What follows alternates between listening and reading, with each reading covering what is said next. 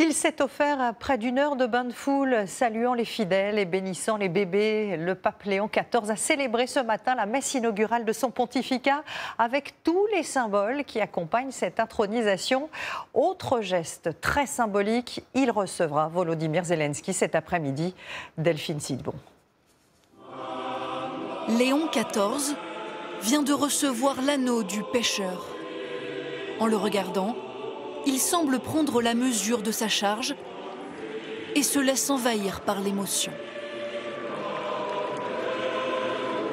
La remise de cet anneau, propre à chaque pape et symbole de son autorité, était l'un des moments les plus attendus de cette messe inaugurale.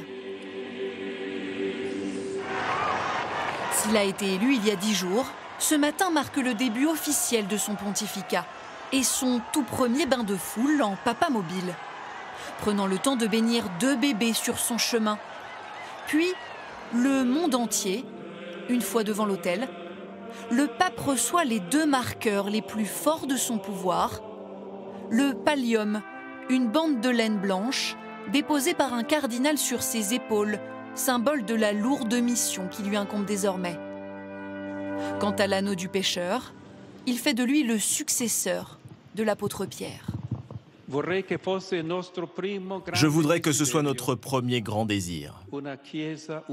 Une Église unie et de communion qui devienne le ferment pour un monde réconcilié.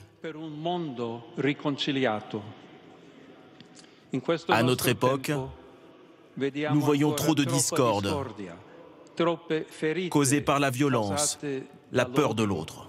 De nouveau, un vœu de paix et d'unité. Le message a-t-il été entendu par le parterre de chefs d'État présents? Au premier rang, le vice-président américain J.D. Vance, échangeant plutôt une rapide poignée de main avec Volodymyr Zelensky. Le Vatican vient d'ailleurs de l'annoncer. Le président ukrainien sera reçu aujourd'hui par le pape. Et sachez aussi qu'à l'issue de la cérémonie, Léon XIV a salué ses invités, parmi lesquels le Premier ministre François Bayrou. Vous le voyez, les 2 hommes ont même échangé quelques mots.